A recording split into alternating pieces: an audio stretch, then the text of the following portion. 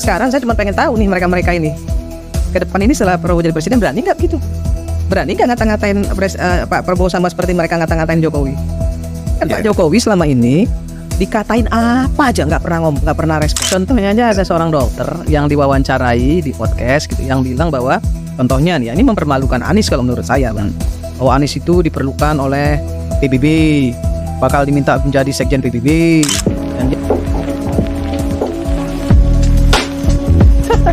Jadi gini bang ya, mestinya kita sebagai bangsa ya kan, melihat segala sesuatu itu dengan jernih.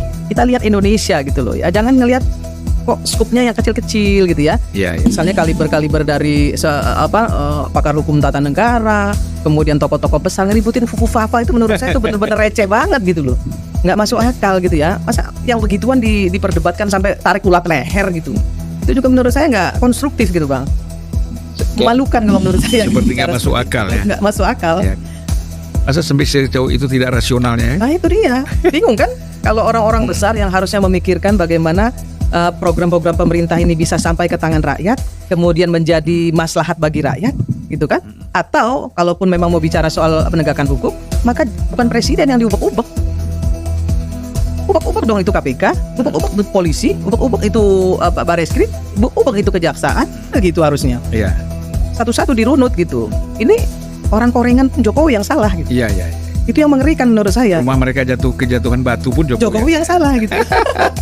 Saya sih bukan bermaksud untuk membela Jokowi bang, tapi fakta yang membuktikan ya bang. Saya di dapil saya contohnya, di dapil saya, ketika saya bicara dengan masyarakat misalnya, mereka nggak tahu menahu tuh bang soal yang dicelotehkan orang-orang itu, orang-orang para pembenci itu bahwa begini begon, nggak ada.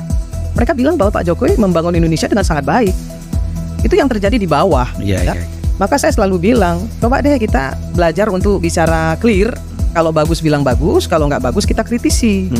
Jangan seperti presiden akal sesat yang semuanya salah, semuanya jelek, semuanya nggak bagus, semuanya bodoh, semuanya dungu. Cuma dia sendiri yang pintar. Pernah nggak sih berpikir kalau di atas langit itu ada langit? Nah ini saya selalu bilang itu, ini sesat pikir jadinya. Parah nih, masyarakat diadu dengan masyarakat, kemudian masyarakat dihadap-hadapkan dengan pemerintah. Menurut saya ini nggak konstruktif sekali. Ya, dan tampaknya juga tidak akan berhasil upaya-upaya seperti itu kan. Jadi harusnya kan kalau kita bicaranya dengan akal sehat, kita melihat bahwa itu targetnya kan udah jelas tuh. Ya kan Jokowi dulu, nanti Prabowo kan berkaitan dengan Gibran. Jadi agenda segini udah kebaca. Kan kalau agenda sudah terbaca, lebih bagus mereka nggak usah kerja lagi, nggak usah lakukan lagi, betul nggak kayaknya? Ya kan kita bisa lihat ya, Prabowo nggak terganggu. Karena saya melihat Prabowo ini seorang negarawan yang pantas jadi presiden. Pantas jadi presiden, dan dia memang menurut saya ke depan ini kita punya harapan bang. Ketegasan sikap beliau ya, bahwa banyak hal-hal yang memang harus dibenahi. Dan banyak juga hal-hal yang sudah dilakukan Pak Jokowi baik, itu disampaikan Pak Prabowo ini baik, dan saya akan lanjutkan. Itu kan luar biasa sebenarnya. Jangan juga kemudian ini diadu-adu terus, ya udah nggak mau nih orangnya udah bilang jangan diadu, masih aja ngadu gitu kan. Karena itu ada tugas. Ada tugas ya. Ada tugas untuk mengadu. Berarti ada cuan ya. Antara tugas dan cuan itu udah seiring ya. Jadi memang agak repot juga. Repot banget. Jadi pokoknya harus walaupun sebenarnya tidak benar, harus dilaksanakan. Nah, ini bahaya ya. Jadi kalau sikap kawan-kawan di DPM dengan gerakan-gerakan kawan-kawan ini apa sih, ada pengaruhnya nggak ya? Kalau di DPR saya kira enggak ya. Karena kita bicaranya program pemerintah rata-rata. Contohnya di komisi saya, kita nggak pernah tuh bicarain presiden akal sesat, terus kemudian si A, si B nggak pernah kita bicara. Buang waktu ya. Buang waktu. Jadi kita bicara soal bagaimana program ini nyampe ke tangan masyarakat, kita kawal ya, baik distribusinya maupun anggarannya. Itu kami lakukan secara bersama-sama. Memang nggak semua ya bang ya, nggak semua anggota DPR itu memiliki kepedulian, keberpihakan gitu ya. Nggak semua, tapi alhamdulillah lebih dari 50% yang menurut saya itu di Komisi 9 tuh cukup bagus. Nah jadi kembali lagi kita kepada kawan-kawan ini, harusnya seperti Kakak Irma mengatakan bahwa yang ahli tata negara bicara tupoksinya Pak. Bicara tupoksinya, yang ahli ekonomi juga seperti itu. Ahli filsafat bicara filsafat Pak. Ya filsafat ini bisa kemana-mana. Betul. Gitu kan. Kan guru dari semua ilmu. Iya makanya. Kita paham sih Bang sebenarnya. Cuman jangan dibolak-balik gitu ya. Jangan dibolak-balik, kemudian justru menjadi kontraproduktif lah ya. Untuk menjaga persatuan dan kesatuan bangsa ini jadi kontraproduktif kalau menurut saya sih Bang. Ya memang ilmu retorika itu ya, kalau memang dipelajari, dinikmati, dihayati ya asik gitu kan. Apalagi buat konten ya Bang. Kalau kita lihat perkembangan politik sekarang ya, ada upaya-upaya. Ini kan sekarang yang mau digoreng ini Jokowi dan orang-orangnya kan itu saja. Dari dulu yang kita sering kumpul, saya juga beberapa kali ikut kumpul ya, saya dengerin gitu. Tapi memang ini karakter juga sih ya. Satu, kedua ada kemungkinan juga karena pernah dapat posisi bagus, kemudian posisi itu lepas, jadi kecewa kan ya. Kebanyakan begitu sih. Kebanyakan orang nggak bisa menerima tidak bisa menerima keadaan. Hanya saya selalu bilang Bang, saya salah satu pendiri Partai Nasdem kan Bang, sama Bang Zulfan juga kan kita.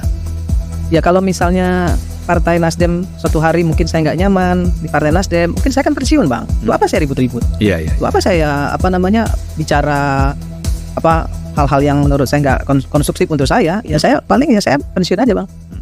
Nggak perlu juga gitu, karena saya juga kecuali saya dizalimin gitu ya Bang, itu beda ya. Mungkin orang ada kayak seperti Bang Zulfan kemarin misalnya seperti itu ya, tiba-tiba dia dipecat seperti itu gitu ya. Terus kemudian Bang Zulfan ya melakukan pembelaan lah ya, klarifikasi dan sebagainya. Menurut saya itu nggak masalah ya, karena kan itu hak pribadi. Tapi kalau saya berpikirnya nggak seperti itu. Saya nggak mungkin keluar dari partai ini kemudian pindah ke tempat lain gitu. Saya nggak seperti itu. Kalaupun saya harus keluar, pensiun. Ya Kak Irma dalam melihat kelompok-kelompok yang dikatakan oposan ini resah juga ya. Saya kan juga TikToker ya Bang ya. Oh iya, ya saya suka nonton di TikTok. TikTok saya itu sekarang udah sekitar ada 6 bulan ya.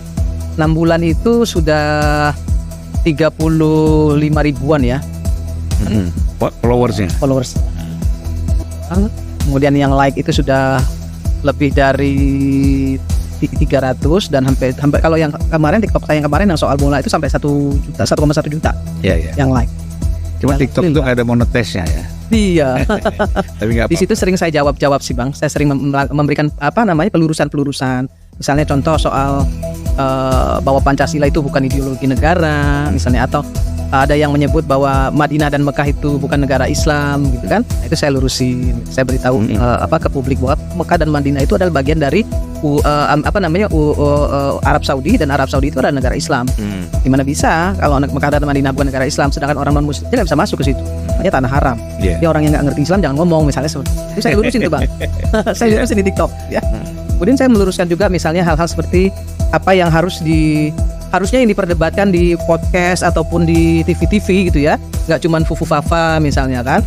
Coba soal tenaga kerja, lapangan pekerjaan, misalnya mau ngomongin pasir laut lah gitu ya, mau ngomongin korupsi di tambang lah dan oke aja menurut saya nggak ada masalah. Tapi nggak usah, jangan fufu-fafa gitu loh. Ini menurut saya ngelihatnya kok nggak edu gitu ya Bang. Ya, itu kan yang dianggap seksi gitu loh kan. Tapi, padahal itu kan seperti cerita fiktif juga ya, cerita fiktif yang kemudian artinya seperti ya, saya tidak mengatakan itu fiktif, seperti cerita fiktif kan, artinya hal-hal seperti ini kan bisa terjadi terhadap siapapun. Katakanlah itu benar, kapan dia menyebutkan itu ya kan, ketika Pak Jokowi dengan Pak Prabowo masih saling bersaing, ya logik aja kan, saling katakanlah mengkritik. Tetapi kan setelah itu semuanya selesai. Makanya saya bilang kan nggak edu saya Bang, ya nggak educated gitu loh Bang. Untuk orang-orang sekelas itu bicarain itu menurut saya nggak sama sekali nggak, memalukan diri sendiri menurut saya. Nah sekarang saya cuma pengen tahu nih mereka ini ke depan ini setelah Prabowo jadi presiden berani nggak gitu? Berani nggak ngata-ngatain Pak Prabowo sama seperti mereka ngata-ngatain Jokowi? Kan Pak Jokowi selama ini dikatain apa aja nggak pernah respon, ya kan? Saya pernah tanya, kok nggak pernah respon Pak? Dikata-katain sama presiden akal sesat itu kan? Dia bilang untuk apa? Nggak penting juga untuk ngerespon gitu. Jadi menurut saya ya orang ini nggak penting bagi Pak Jokowi gitu loh. Jangan kan Jokowi kita aja nggak penting. Iya, makanya mungkin emosi kali ya, nggak pernah digubris gitu sama Pak Jokowi, makin menjadi gitu. Mungkin, kepengen direspon. Ya, kepengen diundang ke istana. Mungkin gitu. Kalau diundang tapi nggak diundang-undang kan, ada dilirik aja enggak, direspon aja enggak. Saya pernah tanya Pak. Saya pernah ketemu sama beliau, saya tanya, kenapa sih nggak direspon? Nggak perlu. Yang kita perlu itu adalah bagaimana caranya agar Indonesia ini ke depan jauh lebih baik. Iya. Itu sih Bang. Sedih juga kita. Sedih ngelihatnya. Sebenarnya kan itu kawan-kawan kita semua, ya. Bung Refli, terus siapa? Abraham Samad. Saya terus terang kalau di situ itu yang paling saya ini Pak Din Samsudin, ya. Dia kan pernah ketua umum PP Muhammadiyah dan intelektualitasnya di atas rata-rata juga Pak Din Samsudin. Tapi terjebak di dalam permainan-permainan praktis seperti ini, diajak-ajak oleh kelompok ini untuk bergabung, itu yang menurut saya kasihan. Ya, gitu. Sudah tua ya. Iya, tua sih nggak sebaya lah mas saya. Tapi kan nggak perlu diajak-ajak hal-hal yang seperti itu. Iya. Gitu. Ya kalau yang lain itu kan memang ada masalah. Kalau Pak Didi kan nggak ada masalah sebenarnya. Tapi saya kira Bang, setelah saya banyak keliling Indonesia gitu ya, saya sih lihatnya nih yang teriak-teriak ini sebagiannya sebenarnya kecil, nggak banyak, tapi suaranya gede. Iya. Suaranya besar. Karena kemana-mana Pak. Karena kemana-mana bawa toa. Iya. Iya. Sebenarnya nggak banyak yang begitu itu, nggak banyak.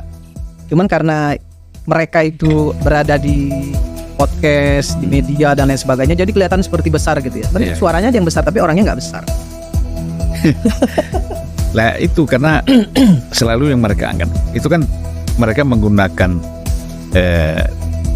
teori di dalam jurnalistik, ya kan.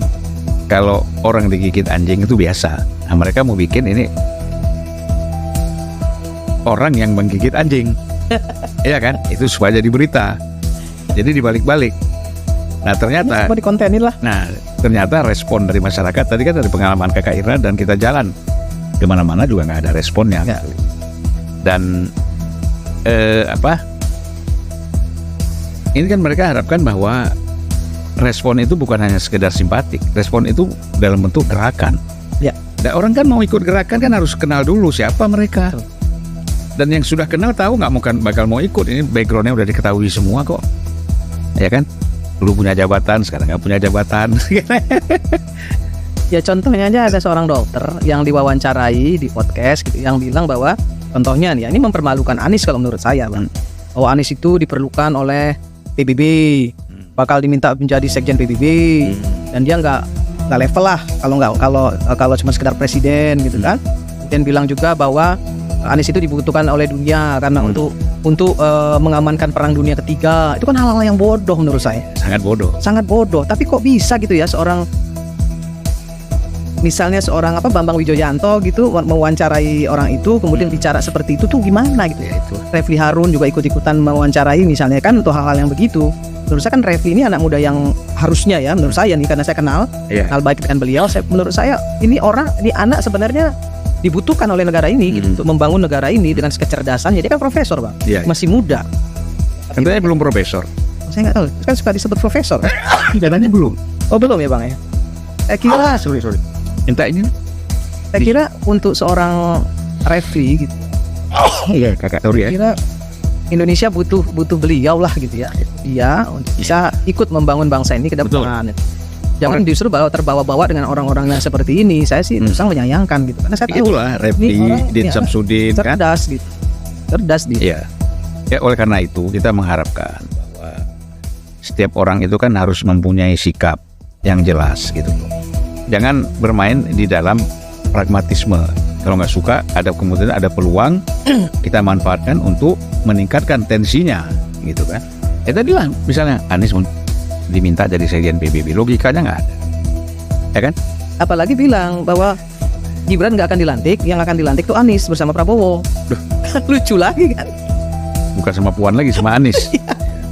Itu, aduh. Dan ya itu yang hostnya ngundang orang kayak begini nih gimana ya? Saya nggak tahu apa sih yang dipikirin namanya? Iya, itu hak yang seperti itu. Ya itu hak mereka lah mengundang hak sih. Tapi kalau ngomongnya nggak masuk akal sama sekali kan mempermalukan podcastnya juga Bang. Kelihatan sekali abal-abalnya gitu, yang undang orang-orang yang menurut saya kualitasnya nggak bisa dikedepankan gitu ya.